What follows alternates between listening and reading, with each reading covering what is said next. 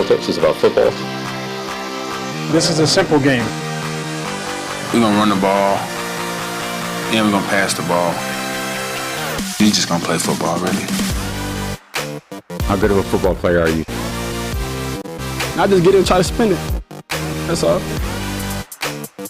I just love the game. It really is the best time of the year.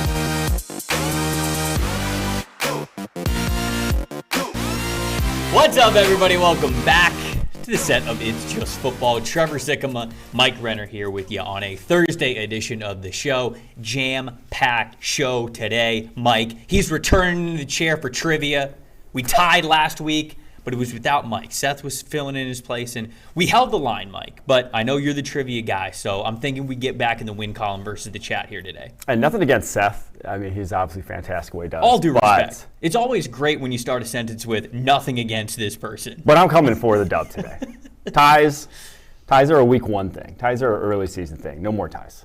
I think the record is we've got 2 wins. The chat has 1 win, and then we have 2 ties. Correct. So it's up to the chat to see if they can even up the standings with us. But I don't know. We're feeling pretty. We're feeling How pretty. about they can? Little spicy out of the gate. So I think the trivia is going to be a lot of fun. We're also, of course, previewing Thursday Night Football between this is where the logo is, Tampa Bay Buccaneers and the Baltimore Ravens. We're also going to have Larra Overton on from the Indianapolis Colts. She's going to tell us everything that's going on in Indianapolis with what happened with Matt Ryan, everything that's going on with Frank Reich, all that good stuff. Plus, as you can see on the set, we are prepping for Halloween. It's going to be Halloween on Monday. Mike, you're actually not going to be here on Monday. Correct. So we're kind of trying to give Mike the Halloween episode before the Halloween episode. So we're going to share some spooky stories, some spooky NFL stories as well today. Can't wait for that. Yours. I don't know what I did. I didn't even read I don't yours know what I yet. did. You put it into the document, and I was like, you know what? I'm going to experience this with everybody else first time live. Big shout out to David Hilliard, who was the chat champ. I saw David got into the chat early on, said, hey, can't watch the show live today, but I wanted to pop in because I got some class, but I wanted to say that show him in the chat that wins trivia. And he can't be here to represent, so now you guys got to represent for the chat champ who can't even be here for it. But he wanted to make sure that he got that message out to his troops. Dropped in a Fabian Moreau, random NFL player. Yes, the random NFL player. You guys were, once again, firing from the hip. We love to see it as we start every show. If it's your first time listening, say a random NFL player name. That's how we start the show in the pre-chat lobby. Let's get Quinn, Sav, Eli, and Stone here in the show. Producers, my friends, how's everybody doing in the suite today? Thumbs up? That's all I got. That's it? I'm tired. That's all you need. I'm ready for Friday. No, it can't be. You can't be tired yet. We got a jam-packed show, Quinn. We just want football. That's what we want. I think the boys want some football. What do you want? We're too far away from football right now. We had too many days without football. I see what you're saying. Quinn, do we have a question of the day, though? We absolutely do. Okay, yeah. all right. Not too tired for question of the day. I'm ready for that. What's the question I of the actually day? like this one. Let's go. So Tom Brady has 1,118 career rushing yards. Uh-huh. How many games did it take Lamar Jackson to reach 1,118 career rushing yards? All right, so Tom Brady's been playing for 23 years. This is his 23rd season, something like that. It's taken him 23 years to rush for 1,118 yards. How many games did it take Lamar Jackson to do it? I mean, so by his second season, he had done. I was going to say. Started. So the thing is that sucks is this rookie year, he played, he'd come in for like a few snaps when Flacco was still the starter. He didn't officially start until his... Yeah, no, but like games, those would still count as games played. Of he course. Still appeared. So he probably appeared in like 8 his rookie year and maybe had 400 rushing yards. I'm going to say 22. I'll go... Oh, maybe it's less than that. Yeah, I'll go a little less. Maybe it's less than that. I'll go 19. All right, now I was going to change it to like 17 or 18. I'll stay... No, 22 is a solid guess. I don't think that's crazy. It's not ridiculous. I'll go 19. He played a little bit, but it was sparingly. You're right. So if it's 8 games there, but he was probably active for all those games, right? It's But not. those don't Quinn, count it's as not. games. It's not. Is it starts or just games he played in? Just games played. So he's probably active for all those games. But so you they have count. to appear for it to count as a game. You have to play a snap. So Regular and postseason, too. I'll throw that in there. I'm going 22. Oh, and postseason because he had the game rookie year. I might go higher, though. I'm going to go 22. I'm going 22. Me and Daniel Sauter said 22 as well. 19, it's probably higher, though. Oh, J-Paw said 12. That would be incredible. Wait, Daniel also said 20. And Daniel said 21. Come on, Daniel. Don't be fight. Don't be fight. Now he said 25. Hedging. Can't be hedging out here. You get Daniel. I want one official guess from you. It doesn't have to be now. It can be at the end of the show. But I need one from you. I see you're firing off. You're firing off a couple of different ones here. Daniel's trying to get chat champ because he has been before, so he feels the glory. He wants to return to that. I think the most common answer we have right now is 18. Right around 18. Yeah, he did go for over 1,000 in year 2. And they ran him more, honestly, in year 1, right? Like when he came in at the end of the year that season, would he start like 5 games down the stretch, 6 games, something like that? And they went like 5-1 or something. So. James said, is this Price is Right rules? Because if it is, I'll go 1 over Renner. God damn it. Whatever the final is. I went 19. You guys don't have to lock it in now. Keep that number in your head at the end of the show when we put our final guesses together. That's when you fire them off. I think I'm going to go with 22, though. I think that I'm pretty confident in that one. Mike, as you can see and as you can feel on the set, we're getting close to Halloween, my friend, and we're trying to get into the season by telling some spooky NFL stories. This was an idea from our production guys. We're like, what if we told some spooky stories? So that's what we're going to do right now. We're asking everybody in the chat to gather around the campfire, okay? Picture it. Close your eyes. Think about being around a campfire. We're all sitting around. We're sitting on some logs around a campfire. It's all dark at night, and we're gonna tell some scary stories, like it's a camping trip right around Halloween. So I got the first one. You ready for this one? Yeah. I got my flashlight here as well. We're going all out with this one. This, my friends, is a story about the Arizona Cardinals.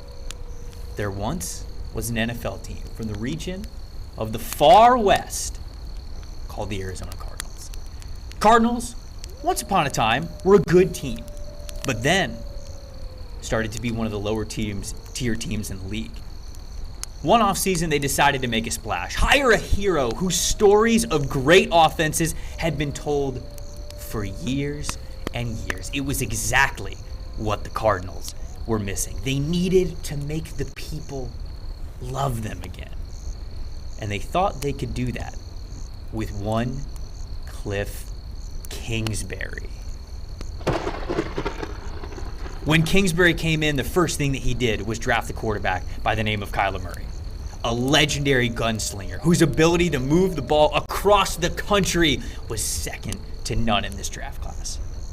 Sure, he was a bit short, but his game was big.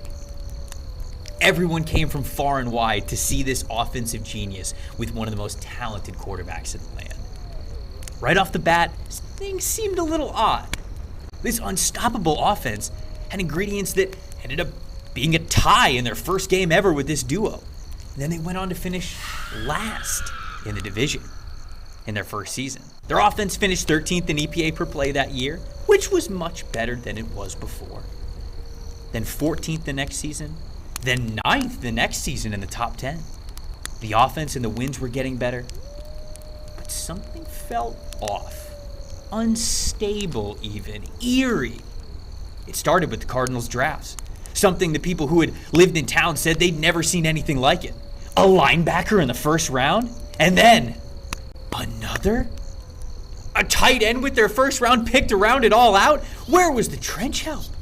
They could have had Tristan Wirfs, Jedrick Wills, Greg Rousseau, Odafe Owe, and so many more. It was as if there were outside forces at play. Fast forward to 2022, and those team-building choices went from spooky to scary.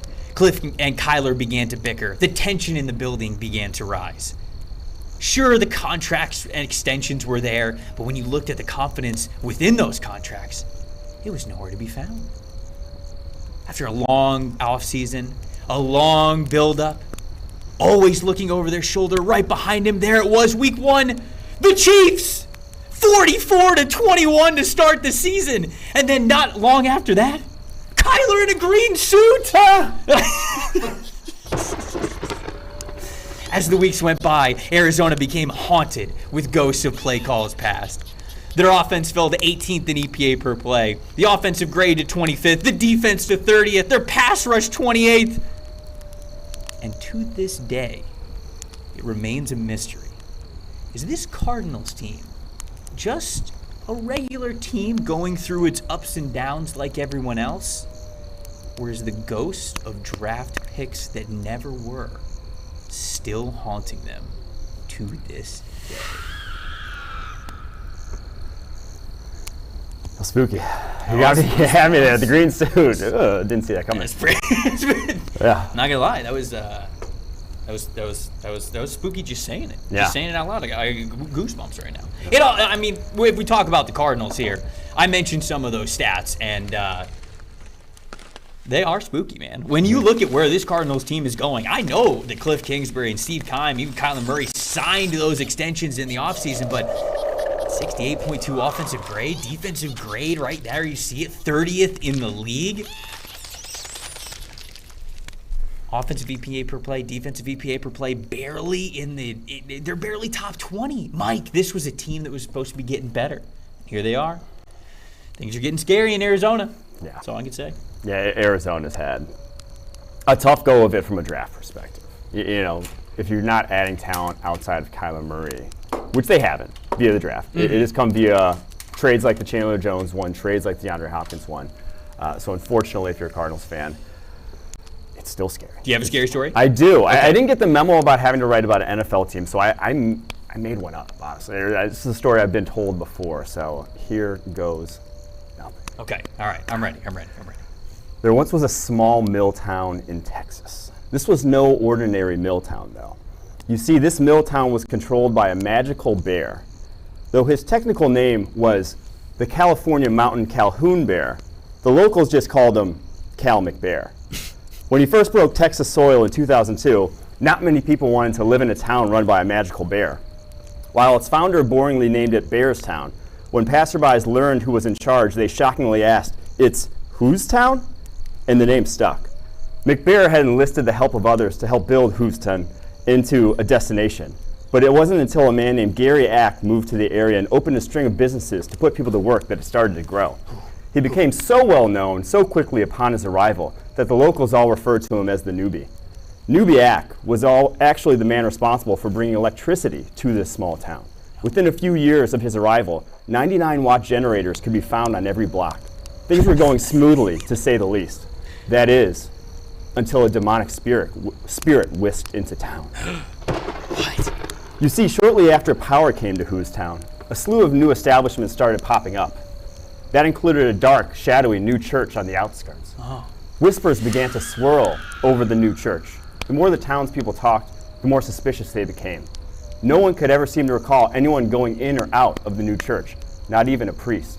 At a town hall meeting, the people of Houston called upon McBear to investigate the new church. One concerned citizen named Bill, or was it Brian? Anyways, Bill shouted from the crowd, "Yes, McBear, we need to know if a whack priest there be." So McBear traversed the dusty road to the outskirts and approached the suspicious church. It was immediately upon his entrance he was overcome by a rush of air and the uneasy feeling of all his energy exploding out of his skin, like a nuke leaving his body. So McBear returned from the church to the town square later that night to a crowd of citizens waiting with bated breath. It was then that McBear assured the faithful masses that the supposed whack priest was just a harmless stand-up comedian. They had nothing to worry about, or so he said. Shortly thereafter, the townsfolk began to sense something was different about McBear. What was once a jolly and gregarious bear was now demanding citizens to kneel before him or risk being run out of town. The townsfolk could sense the whack priest was actually in charge of McBear's every action, but were helpless against the 400-pound snarling behemoth. McBear ravaged what was once a promising community and turned it into one of cast-offs and sexual predators, allegedly. As the devilish priest ran rampant over McBear and Houston, a new resident slipped into town with little fanfare. While he bowed before McBear publicly, he secretly went door to door spreading his message on how to defeat the whack priest. "You see," he explained, "I've been through towns all over this great land, and if there's one truth I've found, it's this. Good always overcomes evil, warmth always defeats cold, and love always overcomes hate. When asked the name of the man with such enviable wisdom, he replied simply with one word: love. With that plan set forth by the townspeople at daybreak, they were all to work together to cover 2 exits in Housetown. Both groups would link arms and descend upon McBear in the town square, allowing him no escape. Oh, no. From there, instead of bowing before him, they would all come in one giant group hug, wrapping up completely, with perfect rugby form. At once, the whack priest ghost was expelled from McBear's body, writhing and sputtering in the night air. The love had pierced and stung the whack priest beyond repair. He slunk sullenly out of town, and his church collapsed into a house of cards. Since then, Housetown has slowly started to rebuild. The once abandoned mills have shown signs of life. They may still come out the wrong end of skirmishes with neighboring towns run by magic horses, magic cats, and magic titans. But for the first time in a long time, Housetown has hope and love. I didn't get the memo about football, but I thought it was a good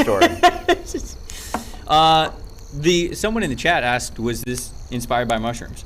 No, I was a little high, but I thought it was good.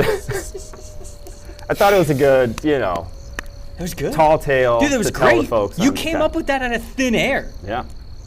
Something I do love about this show is that when we have segment ideas, sometimes your vision of it is different, like completely so different than mine. But that's like what makes this such a good show. Oh, dude, yeah. That was fantastic.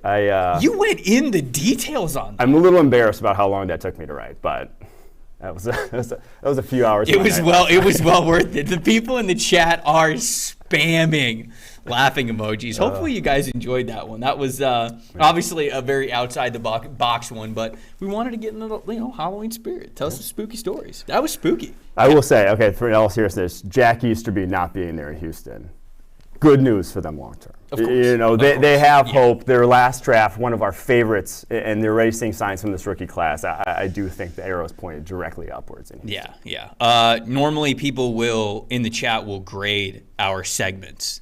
And the first segment grade that we have, Safety gave it a 91.7. Daniel said it was a 94.6. Justin, 95.7.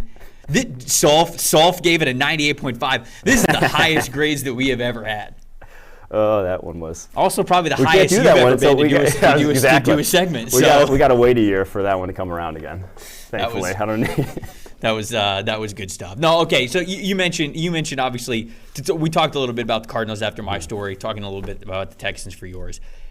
It does seem like they are. That story did have a hopeful ending. Yeah. It had a hopeful ending. It feels like I don't know if Lovie Smith's going to be the head coach long term, but it does feel like the team, at least decision making wise, is going in the right direction. Davis Mills, he doesn't have a ton of help. Obviously, he's the highest graded of those second-year quarterbacks right now. We haven't talked too much about that, 2021 quarterback class, but those guys aren't looking great. They haven't taken the proverbial leap.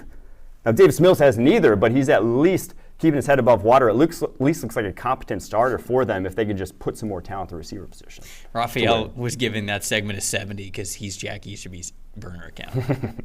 Shout out to Jack. No, it felt like it was always kind of a strange structure in Houston, and obviously with them moving on from Deshaun Watson, it's going to be, for the next couple of years, a true ability to have multiple first-round picks, have a lot of big draft assets, and you just got to hit on them. Yes. And I think that's definitely the most important thing. I don't even know if they have for sure their coach of the future there either, because I like Lovie. I think that Lovie's a good coach, but when you're drafting Stingley third overall, and then you're still kind of playing a system where it's soft zone coverage. I mean, like, what are you kind of doing here? That is the thing. Is Lovie Smith may not be it. Davis Mills may not be it, but they're going to be in a position next offseason to find the guys that could be it at both quarterback and head coach. All right, let's talk a little bit. Let's do a mini preview on Thursday Night Football as we're kind of waiting for our next segment here. We'll talk about bets at the very end, and we actually do have a stipulation for our Thursday Night Football bets, which you guys are going to want to pay attention to at the end of the show.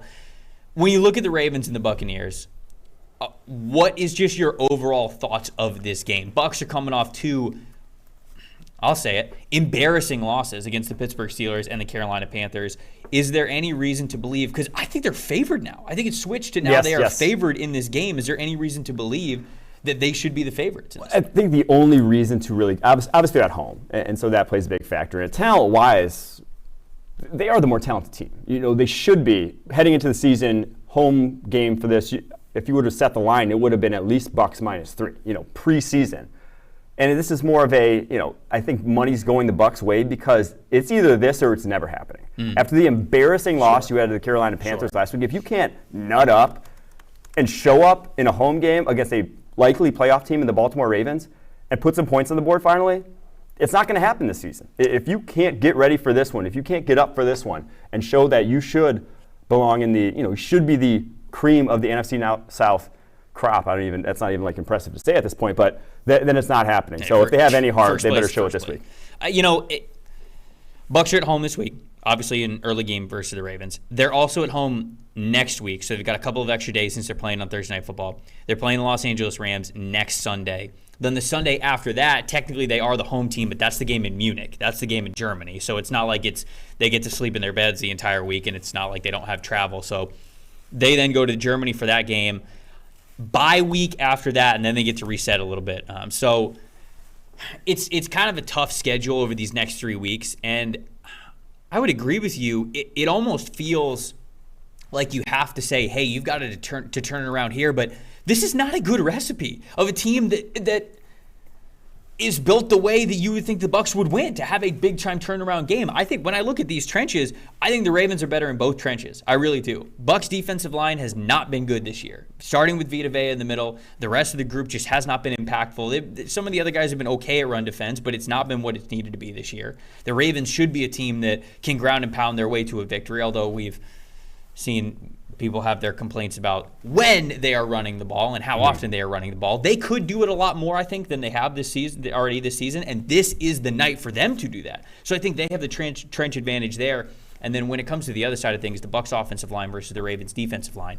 This Ravens defensive line, I believe they're without Calais Campbell. I think he's out with an illness. But the veteran presence on that defensive line is something that stands out to me as Steelers gave him a lot of fits because of the veteran presence that they had there, especially Cam Hayward. He was able to have his way with two of those younger younger interior offensive line pieces. And I just think that the Ravens are going to have their number on that side of the ball too. So how am I going to have faith in a team that I think is going to get beat in both trenches? You talk about skill players, you talk about Tom Brady, like all those things obviously matter, but it's hard for me to see this is an actual get-right game for Tampa when it feels like they're undermanned in both trenches. Yeah, the DT group for the Ravens, one of the deeper in the NFL with all they're throwing out there. And left guard, they have to be buyers at the deadline. I don't care what you're doing. I get that you could say, even if we buy, we still aren't going to be Super Bowl contenders. But once Tom Brady goes, you're not Super Bowl contenders for a long time after that. Maybe not a long time, but at least a few years. So got to make that play now for offensive line help. That's where I'm looking at. I'm looking across the NFL. Who's willing to give up a guard? Who's willing to give up a guard, though? O-linemen don't get traded. Dolan Reisner, Broncos, I think they would more than willing to be, because they have two starting guards already in Graham Glasgow and Quinn Miners. They're paying Glasgow a lot of money. So that's one team I'd highlight. But they have to fix that offensive line because that's taking a massive step back. D-line is the other kind of underratedly, hasn't gotten talked about a lot, but they're 23rd in pass rushing grade now as a team. That's not the same. That's definitely not the same defense that we saw walking through the Super Bowl year. Defensive line, at least. Daniel said Greg Roman makes me miserable. Come on. Come on. He's okay. But I do understand why people have a lot of frustrations on Greg Roman because it feels like he has not had the right chemistry with Lamar Jackson and just what that offense could be this year. So I understand the frustration there, especially when you have one of the most talented players in the league playing the quarterback position. I definitely get it. Oh, speaking of the trade though, what do you think about the Packers? What should the Packers do? You think they're going to make a splash for wide receiver? You think they're going to pull the trigger or not? They're in the same boat as. If you could have any wide receiver on the market, who would you have realistically? So it's like Brandon Cooks, Chase Claypool. I guess Darius Slayton. Darius Slayton's not on. I guess Jerry Jeudy too, right? I guess of those guys, maybe Claypool.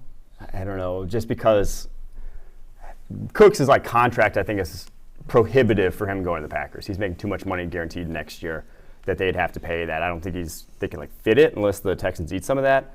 But I guess if your contracts aside, it would probably honestly be Cooks, then Claypool, then Jeudy. All right. Good. I think Cooks would be fantastic for the Green Bay Packers. All right, well, the Indianapolis Colts have been making news this week for some of the changes that they've been making. And honestly, this team, not exactly what they thought they would be this year, but there's a lot of football left. So I want to get into exactly what's going on in Indianapolis, get to the bottom of these things.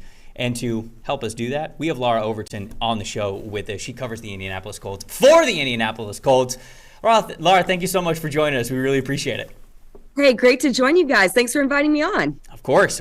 So I have to right off the bat, I have to ask the question about Matt Ryan, because there was so much high hopes for him coming into the season, what he could do with the Colts. Obviously, it hasn't gone right in a lot of different areas. Certainly not all on Matt. We heard Frank Reich say that yesterday in his press conference, or when he was talking earlier this week.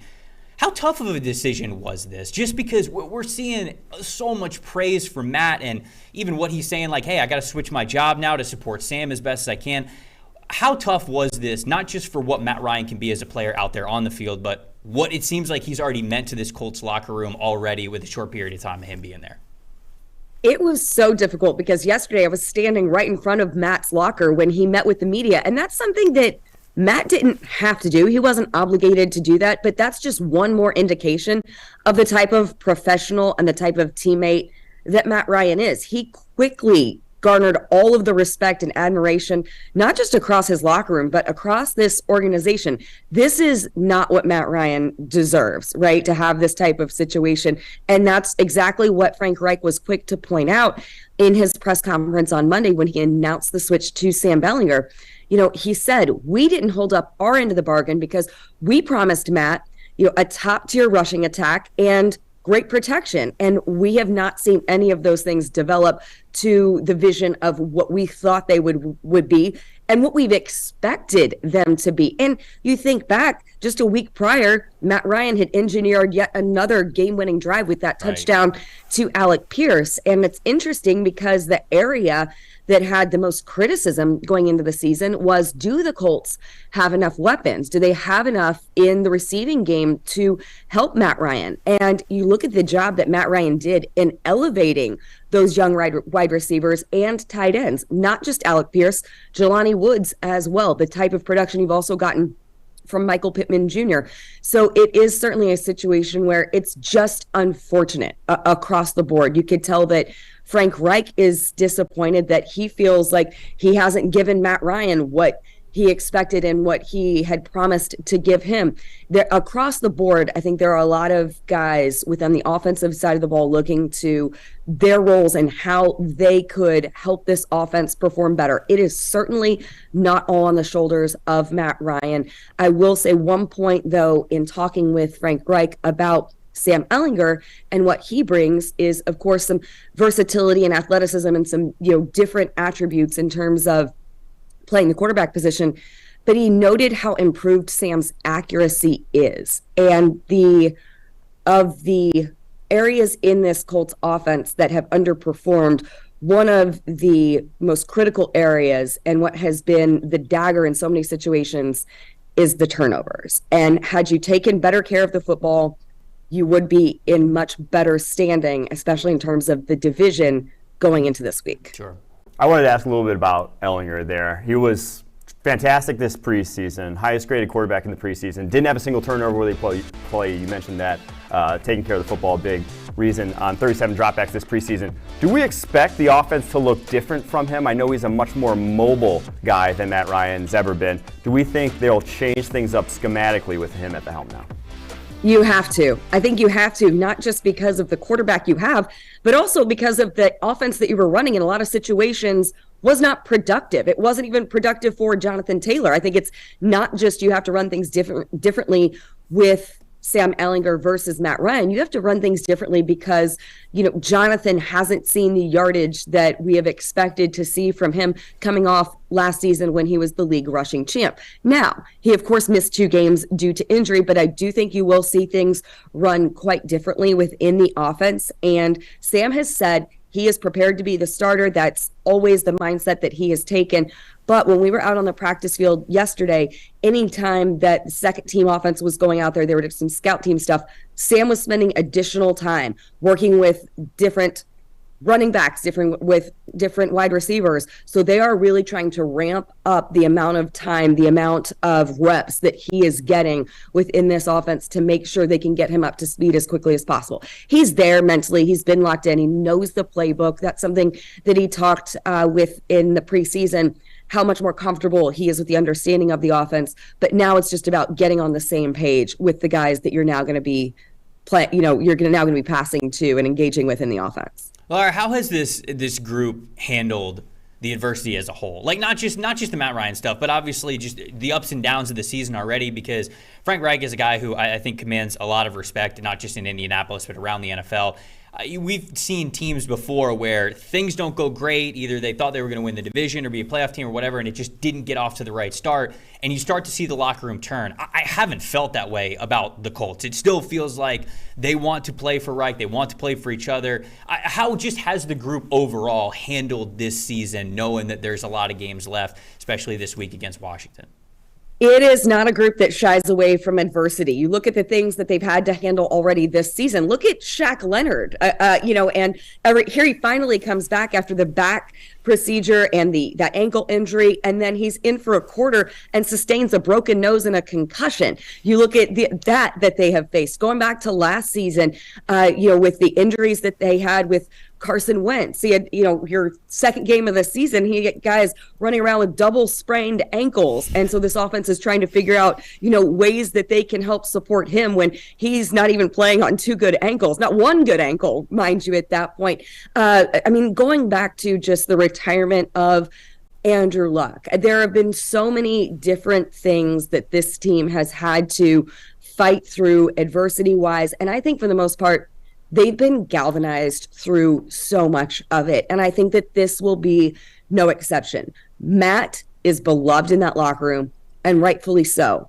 But I also think that there are guys who have now going into a second season with Sam Ehlinger also have a ton of respect and admiration for Sam Ehlinger.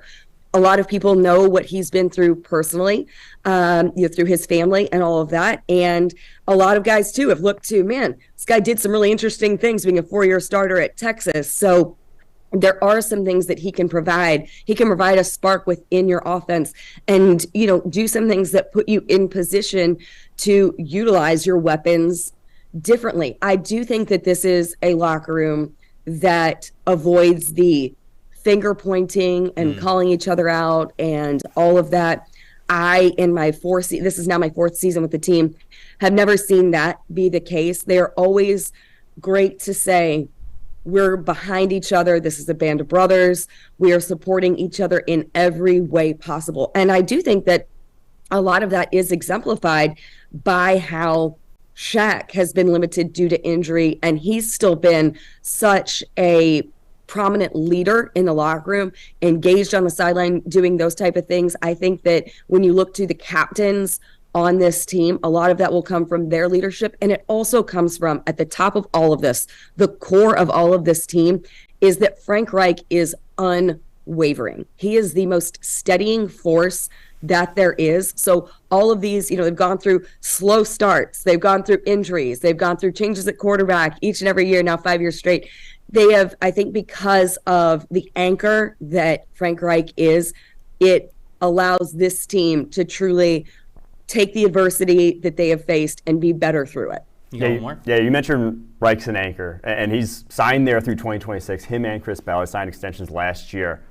But now they're in year 5 with another new quarterback, haven't won a division title yet, haven't won a playoff game yet in the Reich-Ballard era. Is there any chance that these guys are on the hot seat at any point this season? I hope not, because they're two of the best people that I have ever worked with and have so much admiration and respect. And those are two guys that are incredibly good at what they do, and who also have, through all of the things that they have faced, have kept this locker room together. And Frank said earlier in the week, when the question was posed about exactly, what you mentioned, is that you have been in this point where you haven't won a division, but you've been in the conversation, you've been close, you got to at least a playoff appearance with Phillip Rivers. You just missed out, you missed by one win last season. The frustration of getting close but not there. And Frank was quick to point out, this team has gotten better in a lot of areas. You have to look to what they have done in terms of this defense and what they've done this season under Gus Bradley and with the new pieces that you've been able to bring in. And those are because guys like Stephon Gilmore believe in what is here, and that starts at the top. They believe in Frank, and they believe in what Chris are building. Look at what you have gotten from Jonathan Taylor. Look at the early returns you've already gotten with guys like Alec Pierce and Jelani Woods. Defensive side of the ball, Rodney Thomas II, who in week 2 becomes a starter in your secondary, a guy who's a 7th-round pick out of Yale.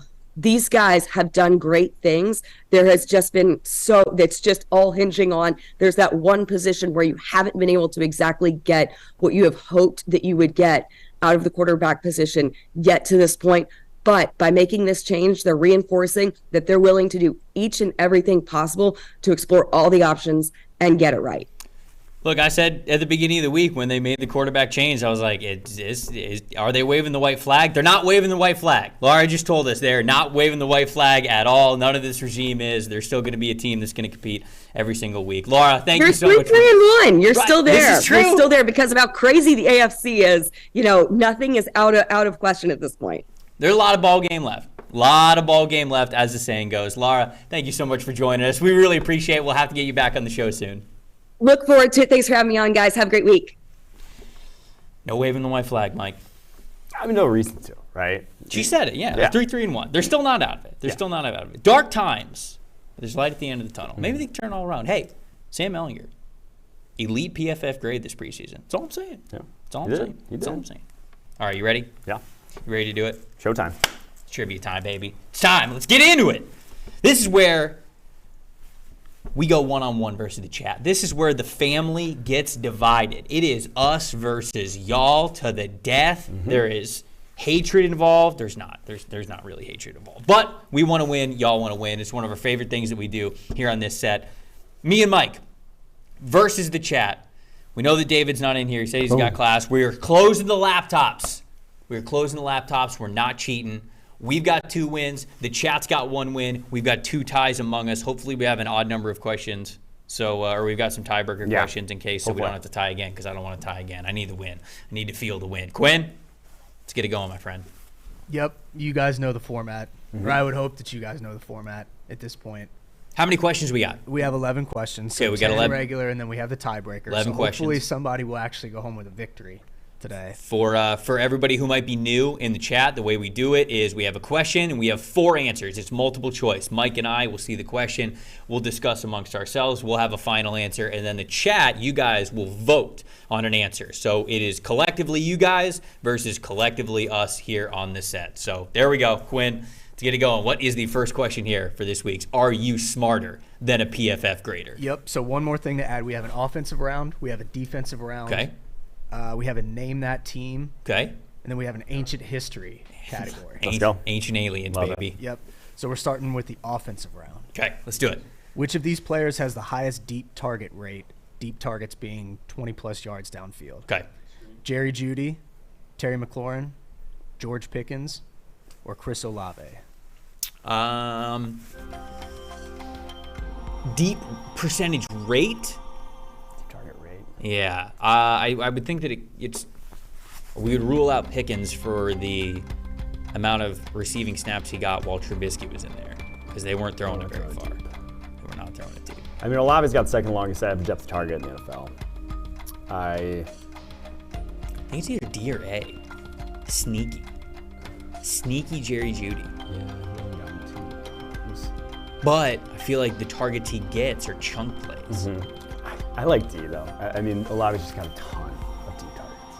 The average is super high. Yeah. All right, we'll give him about 10 more seconds here. Jeudy though, man, I feel like every time I'm looking up, he's getting a deep pass. And he's run a lot of overs and whatnot on the year. It's been their like play action shotgun. Right. I don't know. We'll go D. Yeah. We'll go D. Oh, look at Eli. Eli's always trying to mess with us Put Olave in by the picture. putting somebody in the little topic bar there. He puts Olave in there. I think he's trying to fool us. No, we gotta go. I think I'll go Olave. Let's go Olave. We'll go D. Olave. Chris Olave. You guys are going D. Yep. Chat's going D. It is D. There it is. There it is. 35.1%. We're in your head already.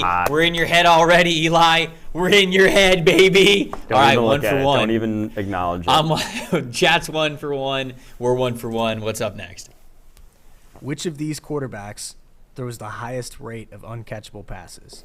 Is it A, Lamar Jackson, B, Trevor Lawrence, C, Jared Goff, or D, Kyler Murray? Fuck.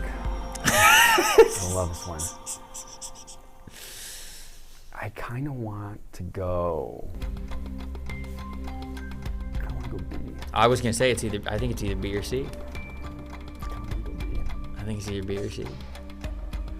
It's just that's been Trevor's downfall this year. I mean, he looks better in a lot of different ways. His accuracy has been an issue. Which is weird. Didn't think that was gonna take a step. I mean, it was definitely on his list of concerns, right? You know, you go back to the LSU. Yeah, but I didn't think that it was gonna be this bad. I didn't think that was going to be an area of like regression for him. And I don't know. I don't have the numbers on the top of my head, so I don't know if it's full regression. But that is definitely something that I felt like Trevor would get just better at naturally. Right. He's got Lamar in here. Eli put Lamar in the.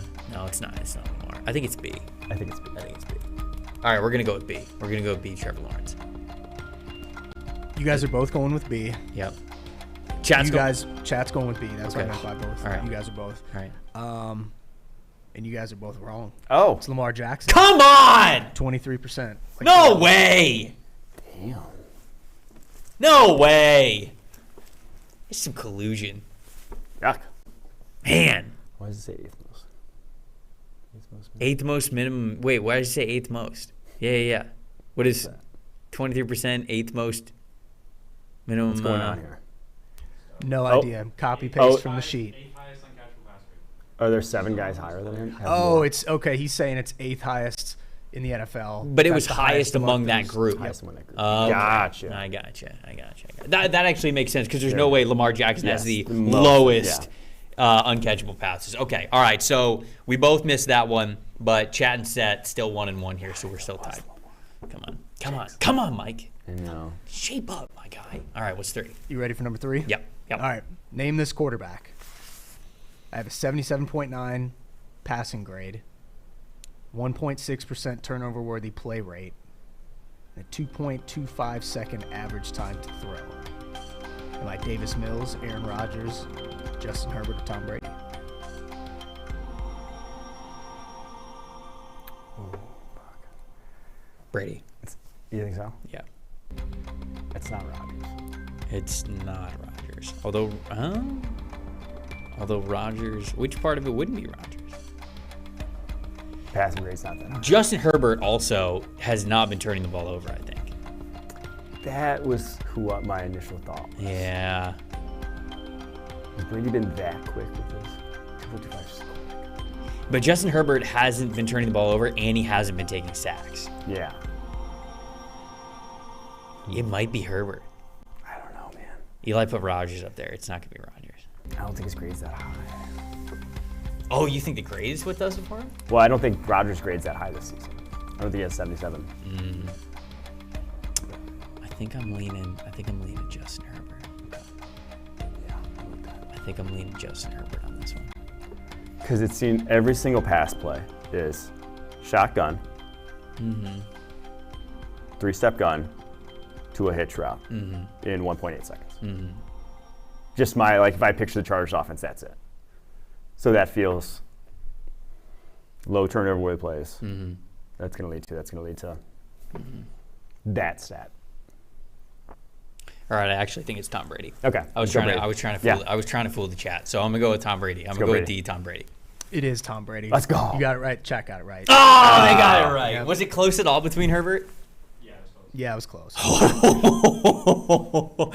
Ooh, I knew from the turnover worthy play rate at all because I looked at that one recently that he was the lowest on it. So, good job, chat.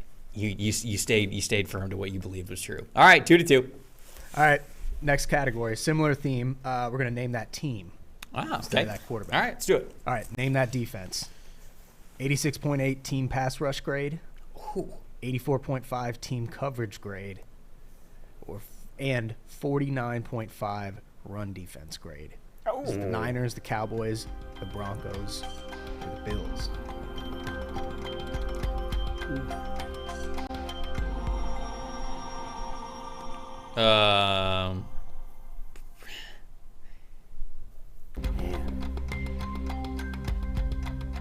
Cowboys? Cowboys have the most pressures in the NFL. So it would make sense for their pass rush grade to be high. I don't know if they're first. I know Buffalo was first for a while.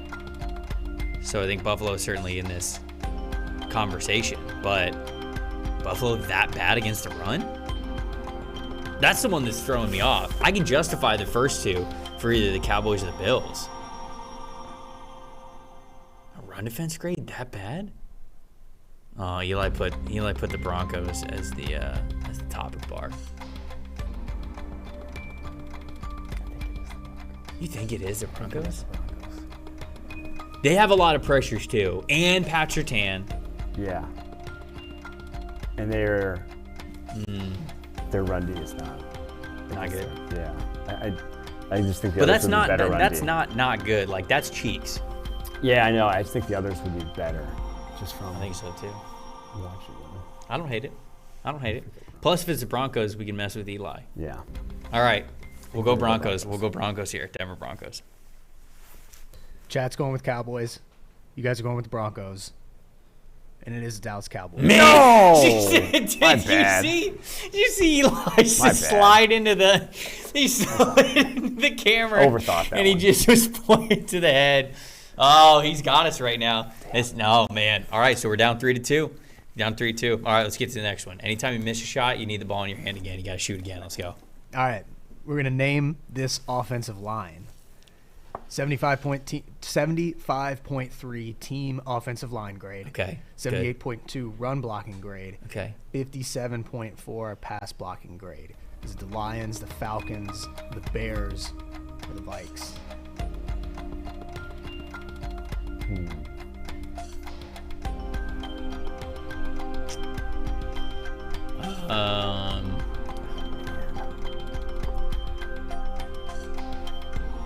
I have my guess. What's your guess? I think it's B or C. Yeah. That's what I think. I think it's B or C. Yeah, I think it actually might be C. I like C. Or is it B? I like C just because it's topical.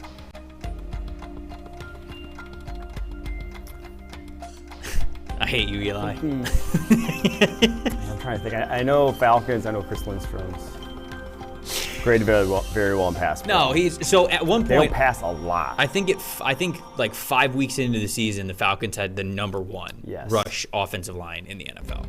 Pass run blocking grade. That's the words I should have used. I know Tevin Jenkins got a bit of house in the run game. No, he has. Also. I think I'd go Bears. Okay. I'm cool with that. I think I'm going to go with the Bears. Let's go with the Chicago Bears. Let's go whatever. C. I think it was C officially. Whatever Chicago was. We're going with the Bears. Yep. C is Chicago Bears. Yep. Chat is getting fooled by Eli because they went with the Falcons, and it is the Bears. Let's go. Comeback season. 3-3. Let's go! No one's thinking anymore. Looking over. I'm just like looking over at Eli, staring him down. Let's go, baby!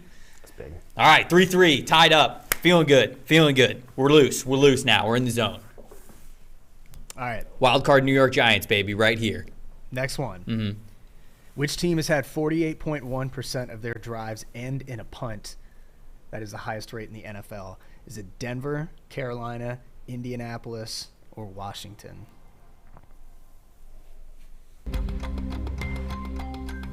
It has to be Carolina, right?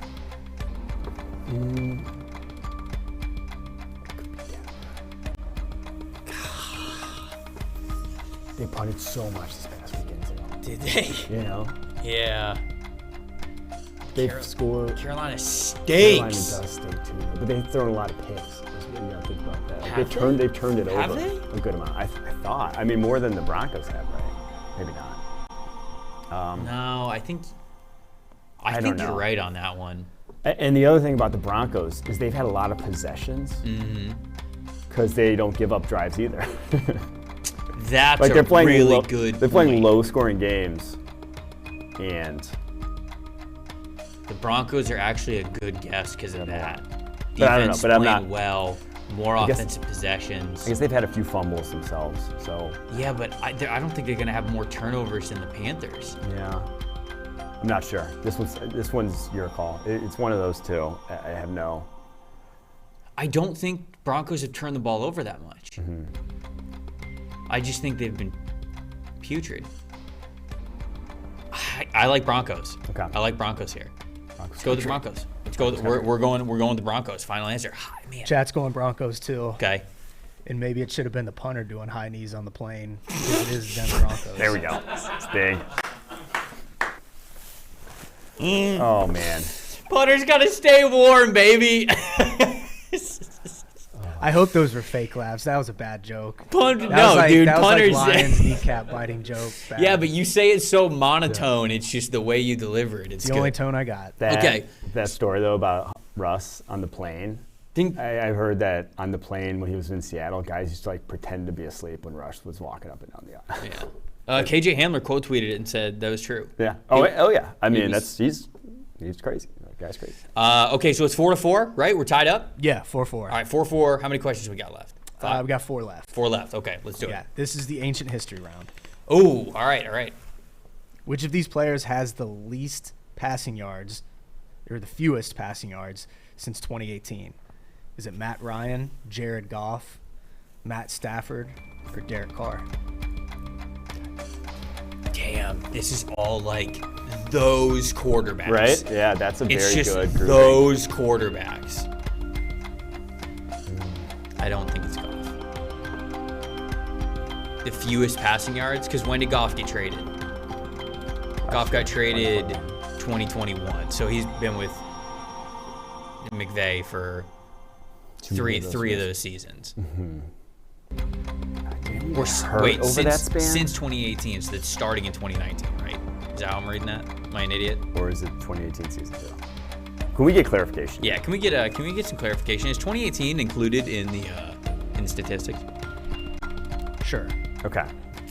God damn it. I don't know. I asked that. I didn't get an answer. This matters. Okay, what were the answers again? Staff, Carr, Goff, and Ryan. Let's think. Anyone get hurt over that span? For Carr? I think Carr missed time. Didn't he have a back injury, right? I think it's A or D. No, wait, Stafford has been hurt, hasn't he? Yeah, but I think he's played 12. But it was with the Lions for some of those. They were putrid. Dude, I have no handle on this one. You could sell me on any single one of those 4. I actually think it's Stafford. Because I think he would have missed the most time due to injury. I was going to lean Carr, but I could see Stafford. Oh, man. This is a complete toss-up. I don't have a beat on any of these answers. I would guess Stafford just because I feel like he's been the most beat up. Because that's going back to Lions days, too. Yeah. But I think he threw for a butt ton last year. Tough. All right, what should we do? Stafford. Okay. All right, we're going Stafford. Chat's going Stafford as well. Okay. And it is Matt Stafford. Let's go! So in order, it's Matt Ryan, Derek Carr, Jared Goff. Oh, he's Matt had quite a few Stafford. losses. Yeah. I think he's missed a bunch of games. Oh, yeah, that definitely when he was with the Lions. He's missed a bunch of games when he was with the Lions. Mm-hmm. And Derek Carr, I looked this up probably like 3-4 weeks ago. I was just looking at his career numbers. Derek Carr's like always in the top 10 of passing yards. Yeah. Like he's always just there. He's never, I think one year he was almost at the very top. But all right, 5-5. Let's go. Let's keep going. God, that was a good question. That was tough. All right, another quarterback question. We truly survived that one. Yeah. Who has the highest accurate pass rate since 2016? 15. Sorry, I don't have my contacts in. Is it Tom Brady, Drew Brees, Aaron Rodgers, or Kirk Cousins? The highest accurate pass rating since 2015. I have a guess. I'm gonna be furious when it's Kirk Cousins. Nah. Yeah, I'm not going to guess Kirk Cousins. I'm going to be furious when it is Kirk Cousins. I mean, it could be. But, I mean, Brees, right? It has to be Drew Brees. I wouldn't guess anyone other than Brees. It has to be Drew Brees. Now, Brees has been retired, so them throwing his name in there could just be to completely mess with us. Red herring. But no, it's. But even his Brees last year didn't stinking. even really fall off hard till that last year. Yeah, and even if we're just taking all his passes into account, he was throwing the easiest passes in Yeah. terms of just distance of all those guys too. And it's since 2015, so that means we got the playoff top-tier double-digit winning seasons from the Saints with Brees and Peyton, 16, 17, 18, 19. So, there. Drew Brees. We're going Drew Brees. You guys are going Drew Brees? Yeah. Chat's going Drew Brees. Mm-hmm. And it is Drew Brees. Yeah. I can't wait to ask this question in like 2023 because the answer is going to be Joe Burrow. Oh,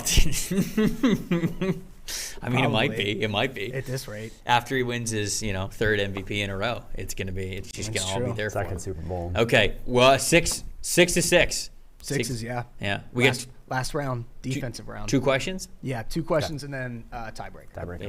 Yeah. Won't need it. Potential. All right. Is a tiebreaker like we have to say a number or something? Well, the chat wouldn't be able to say it's a a number. normal question. Oh, yeah, the chat won't be able to say a number. Yeah. Okay. All right. You got to start thinking strategy here. Yeah, all right. All right, you guys ready? Yes. Yep. Who's the highest graded safety this season with an 85.5 PFF grade? Is it Javon Holland, Derwin James, Minka Fitzpatrick, or Antoine Winfield Jr.? I would have told you it was Cam Curl, so this is good. Didn't we just? Yeah, I was gonna say. What happened? What happened to Cam Curl yesterday? He was the highest graded safety. No, I think that he was According one of, wasn't he? What was the I didn't question? think. I It can't. was 2 truths and a lie, and he was one of the truths. Yeah. Dallas Suspect. Cowboys pressures was also an answer yesterday, and you guys fucked that one up. So Okay. All right. Different So, than Grant. Javon Holland, Derwin James, Minka Fitzpatrick, and Don't think it's Durham, no, but I'm not sure. If it I know w- Javon's here's the a thing. monster. Here's the thing. If it was Derwin or Minka, I feel like we'd know about it. Because I feel like the social team would be blasting it. Love that. Love that thought process. Shout That's out. accurate. Right. I want to go with A. I Because he had think another it's big game A. this weekend. I through think Monday. it's A. It was Sunday. Eli's putting Sunday. Antoine Winfield Jr. as the top of the bar. Don't let him get in your head. No, I can't. No, Javon. I can't. No, this is a steel cage right here. This is a steel cage. Joe A. Hey, Locking in. Javon Holland. hold on, we're tallying up the chat still. Okay. no. All right. That means it's conflicted? close. That means it's close. That means Damn it, we they're just tipped our hand. They're gonna probably conflicted. jump on our. Well, the chat's going expert. Javon Holland. You guys Okay. are going Javon Holland? Yeah. Yeah. It's Antoine Winfield. How? You're a How? bad fan. How? Yeah. How? Oh, Probably run 'cause defense of that grade. run Who cares defense about grade run right defense there. grade? How? 8.9. Oh, cool. The safety is good at run defense. Where's the nose tackle? Yeah, too bad the rest of the Where's team the isn't. Where's the defense? Where's the 3 technique? Where's the base 5? Huh? Does Vita Vea still not have a run stop this year? Put Whatever that Antoine stat was. Winfield Jr. at Devin White's spot at linebacker. Yeah. Put him in nose tackle. Maybe. Put him at nose. Set the tone up front. Leverage wins. Low man. He's pretty low. All right. Yeah. All right. I'm done. I'm okay. I'm not too worried about that. At least got it. they got it wrong too. Wait. So the chat also picked? Yeah. Javon Yeah, Holland? so it's 6 still. Okay. All right. Okay. Got to bring it. All right. All right, last one. Last one. Before the Last one in tiebreaker. regulation. Yep. Which of these defensive interior players does not have a pass rush grade above 90? Vita Vea. Jeff Simmons, Kenny Clark, Chris Jones, Aaron Donald, or E. Vita Vea. No, he's not. Just kidding. Which of these defensive interior players does not have a pass rush grade above 90? Man.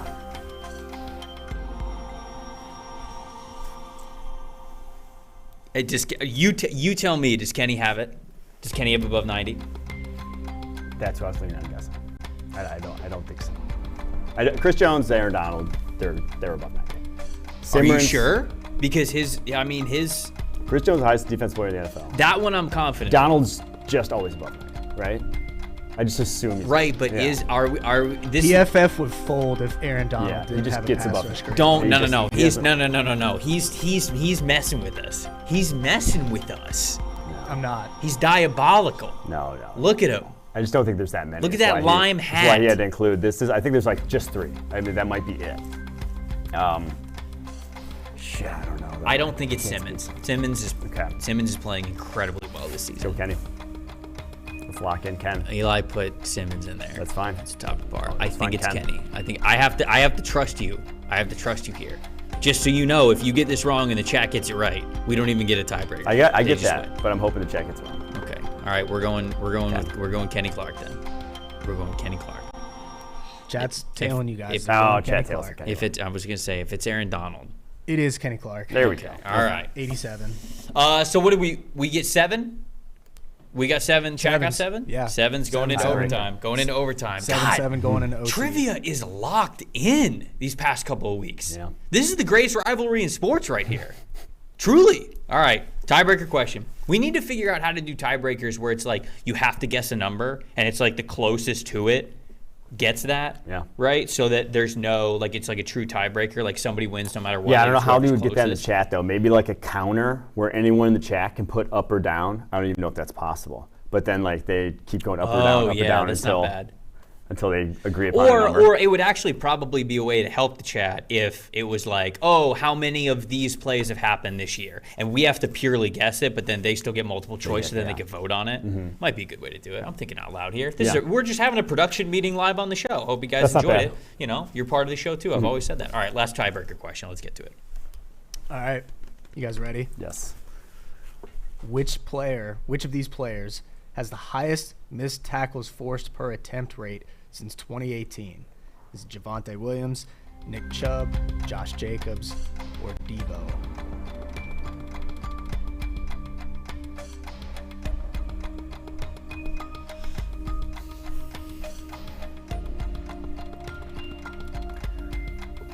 I think Javonte was tops among backs last year, which is a good start to a career. Can we confirm that all 4 of these players have 200 attempts?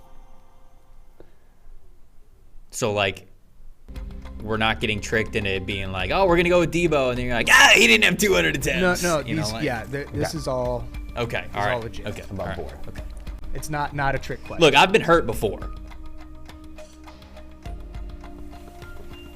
I think it's A, Mike. I think it's A. Yeah. I think it's A. I think the chat's going to be tempted by Nick Chubb. I think ultimately we're all going to land on Javonte Williams. Yeah. Oh, Eli put Debo as the topic bar. Would it be Debo? You know, let's go Debo. You want to go Debo? I think it's Debo. You do think it's I Debo? think it's Debo. Minimum 200 attempts? He said 200 attempts? Well, he said they've all hit that, right? They said they've all have 200. Yeah, but Wouldn't put him on. yeah, but think, does Debo's receptions go into that number? Because if they don't, I don't think he's. Dude, he was breaking tackles at an insane rate last year. Yeah, but as a running back, that's what I'm saying. Is it think so. getting carries? Yeah, I think so. All right, look, you want to go Debo? You weren't here last week. I owe it to you to get the final Should answer we go here. Debo? All right, let's go Debo. I'm not like throwing you under the bus. Like No. we if we go down, we go down together. But we'll go with Debo Samuel. Final answer. Go Debo. We're waiting for the chat. Okay. All right. That means that they're. Well, it looks like they're going Nick Chubb. Oh, shit. Oh, they are going Well, Nick we were Chubb. going different anyway. They're going Nick Chubb. You guys are going Debo Samuel. Yeah. You guys talked yourself out of it. It was Javonte. Oh, Williams. Ah, Mike! Suck. I said he had the highest last year. And then Do not point. Do not do this to me, Eli. Do not do this. I wanted get this man off the screen. that's on me. I need to verify time that again. one. I'm I verifying. do like that idea, though. Next week, we will have a definitive tiebreak answer. They're too good. The chat's too good at this. Too many ties. Y'all are too good at this, man. 3 ties here. Tied last week. Tied this week. Oh, man. We're going to be out for blood for that win next week when we have the ultimate tiebreaker if we get to that where we got to guess a number. The chat, we don't want to tie. We don't either. I give them props, though, for differing on their answer. Yeah, no, it was great. Because they could have just fantastic. tailed you guys, and then it would have been like, oh, we're just playing for a tie. At least they're putting in the effort. Man. So we appreciate you. Okay, all right. Well, we will make sure. Chat. Deebo Samuel is at .34. He just has 106 attempts. So we got lied to in our question. I've been hurt. We said, does everyone meet the qualifications? They I've been said, hurt. yeah. Well, I think that they probably put total touches into that. No. Well, That probably takes down his average. his minimum attempts. I mean, you assume attempts is rushing attempts. He's only at 106 rushing attempts. So he didn't meet the threshold, but he has a higher forced missed tackle rate than Javonte Williams. But it might have been, that's what I'm saying. Like, it was probably, to get to 200, they probably did touches. No, they probably just included him, but he didn't meet the threshold, and so he didn't factor into the analysis. Okay. Well, I count that as a win for us, because we picked the guy with the highest forced missed tackle rate after we were told that they all met the threshold. That's a win for us. Daniel's That was my B. Daniel's just saying, cry, Renner. That's a win for us. Yeah, I'm gonna press F for Renner sanity. We're all gonna press F in the chat. Okay, all right. Well, we tied. We promise we're not gonna tie again because we're gonna change up the format. Make sure that somebody goes home with a dub next week. Tired of hyping myself up. Like we did this week. Tired of a little asterisk. A little asterisk there. All right, let's get out of here with some bets. Look, I told you that there was going to be a stipulation of Thursday Night Football bets. Normally Mike and I just talk about who we think is going to go versus the spread, the over/under, give you a prop. So it's 3 bets. Mike, the loser of this one, give me a little challenge. Gonna be a little, you gotta put up or shut up a little bit here. Little hot challenge, if you will. Rick Drummond, who works at PFF, he grows his own peppers. And yesterday, if you guys were watching the NFL podcast, we had Sam Monson eat one of these live, and it was getting to our guy. He was trying to keep a straight face about it, and he was really struggling to do so. I ate 4 of these, not even the hottest one. Like, I just ate 4 random ones. They were unbelievably spicy. They are extremely spicy. And so the loser Hotter than the Danger Witch? It was hotter than that. I can confirm because I have had the Danger Witch. So the loser, whoever gets the least amount of bets right here on Thursday Night Football, is going to have to eat one of these pieces of peppers. I don't know if it's going to be to start the show or at some point during the show, but it's going to happen, and then you guys are going to get to watch us tear up and freak out while still trying to do the show. So, Mike, I think the spread has changed. Yeah. Let me check. It's swung across. Because I think the Bucs are now favored by 2. They are. Bucs favored by 2 in this one. Who are you going with versus that? Bucs favored by 2. I'm still going Baltimore. I mean, I had Baltimore if they were favored, so I'm going to ride with Baltimore in this one. I am also going with Baltimore in this one. I understand that I'm wearing the Bucs jacket. I get it, but what has this team shown you to make you think they're going to win? And I hope I'm the jinx. Hope I'm jinxed them. But I'll go Baltimore. We're getting 2 points in this one. What do you think about the over/under? Over/under is 46 now. 46. I'm going under 46. I'll go over. Okay. Yeah, I just think I watched the Bucs play last week. You know. Sorry. Those are fighting words. I'm going over, and then for my player prop along with that, I'm going Brady over 25.5 completions. Okay. I'm going Lamar under 9.5 carries. I think with Gus Edwards back, you got the run game, running back run game. All right. Loser has to eat a pepper. That's what the stipulations are this week. Cool. Question of the day. What's the answer to the question of the day before we get out of here? I can't remember what oh yeah, Tom Brady has 19. 1,118 career rushing yards to this point. Took him 23 years to do it. Lamar Jackson, how many games did it take him to get over 1,118 rushing yards? I'm sticking with 22. I said 22 at the top of the show. You're going with 18? 19. 19? 19 was it, yeah. Final answer? Final answer. Final answer. Final answer. I'm going 22. What is it? It's 22. Oh, wow. Nailed it. I'm the Dotsky. I said to it was good guess. 22 games versus Well 22 years. Right on the Try to dot, second guess baby. yourself. Don't do it. Trust the gut. Trust the gut. Should have done it on the last question. We'd be celebrating. No. What? I got the last question. The last question was correct. I was going to say, no, you should have trusted my gut in trivia, and we'd be celebrating The big dub. We today. were lied to. We were lied to. We were fibbed, bamboozled, hoodwinked, led astray. All right, everybody. Thank you guys so much for watching. We had a lot of fun on this show. Hopefully, you guys did too. Next week, like I said, somebody's coming home with the dub. Do we have a chat champ? Yep, safety 30. Safety 30. Because he pointed out what Mike pointed out. Dad. Pay attention to details.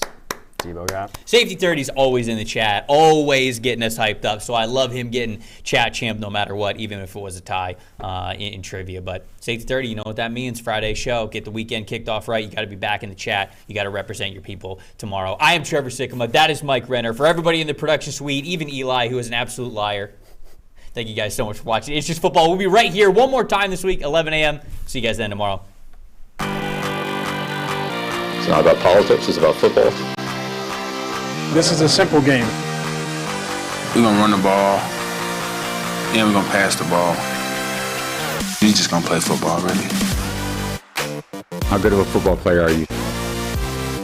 Not just get it and try to spin it. That's all. I just love the game. It really is the best time of the year.